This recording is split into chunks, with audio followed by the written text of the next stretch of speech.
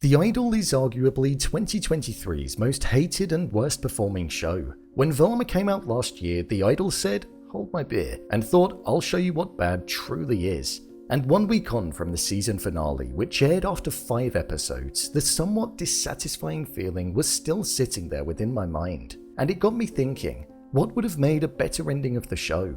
Well, I thought I'd have a go at putting some ideas together and framing an ending that I feel would have worked better based on the 4 episodes that we previously had. So let's get into it. Here is how The Idol should have ended. So for the context of this video, I'm basically going to be starting at the beginning of episode 5, so it will begin after the photos were taken of Rob. I'll lean into the character arcs and the overarching plots too. Dyanne's success. Within the finale of the show, we saw that Dyanne was a character that was done dirty by Nikki and the management company. And after having all of her dreams promised to her in episode 4, where she was promised a deal, Joss's hit song and a large-scale release, we saw that all of that was snatched away right at the end. I personally wouldn't have done this. I understand that it was done to show the harshness of the industry and the backhanded nature of it, but I feel that was already achieved by the way that Nikki took Dyanne under her wing and promised her the world whilst taking it away from Joss.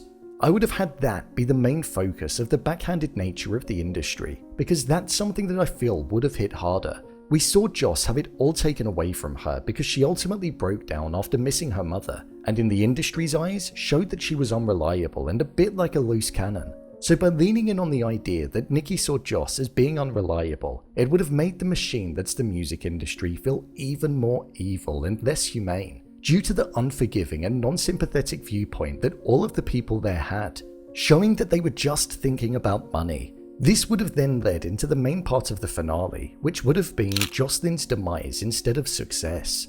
With Jocelyn having been a character that was almost lured into a false sense of security and being wooed and exploited by Tedros, with her being in awe of him, whilst feeling as though she was creating the best music of her career, I would have based the climax around that, and made it that that was the catalyst of her downfall and the mistake that she wished that she had never made.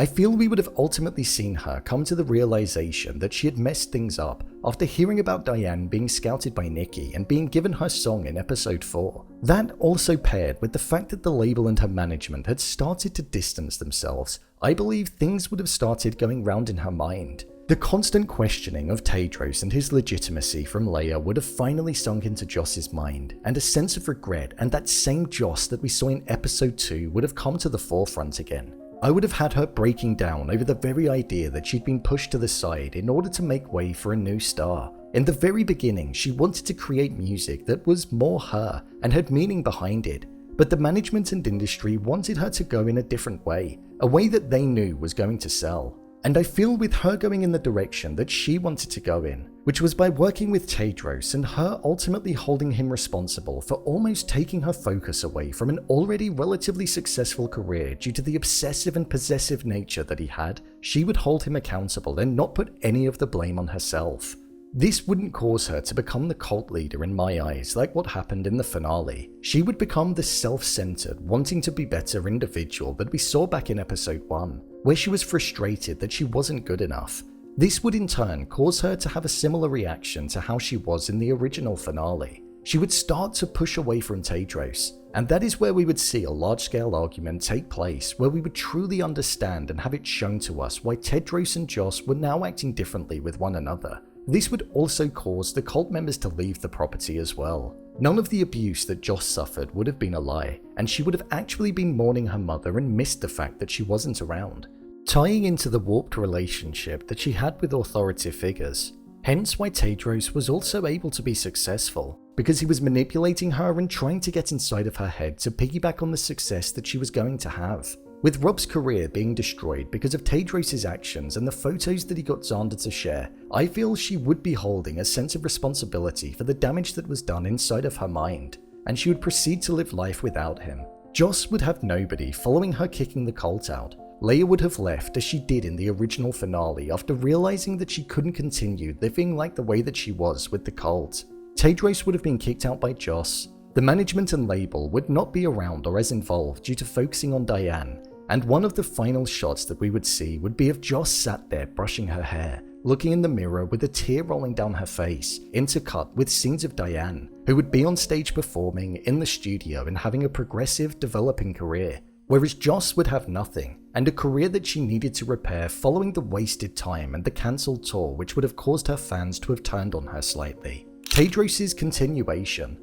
Well, first of all, I'd have done a massive recast in the 5th episode of The Weeknd and got somebody else in. Nah, I'm only joking. Not even a show like this would do a drastic change like that. I would have had Tedros be an individual that had to almost walk away with his tail in between his legs and leave Joss knowing that despite the fact that he may have actually cared about her and missed the opportunity to be a part of her success, she would have wanted nothing to do with him moving forward.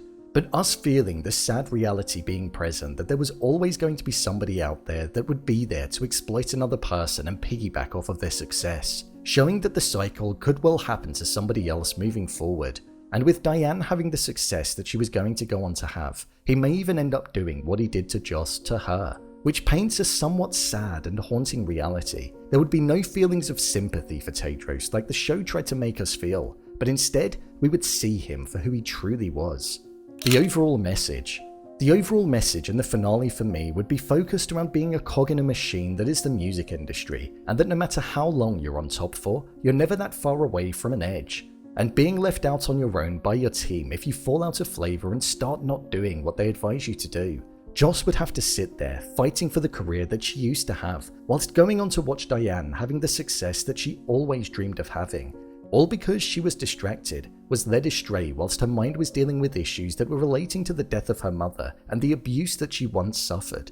It would have painted Joss out to be a victim of Tedros, a victim of the industry, and a victim of herself. In her pursuit of authenticity and to become a more real individual and artist, she would have lost everything that she had before and been betrayed by the people that she thought had her back, a reality which many artists out there do face, and an ending that would have most definitely been bleak.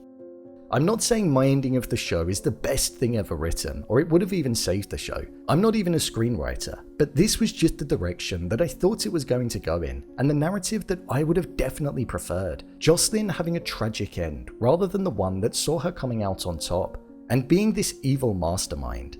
So, there you have it, how the Idol should have ended.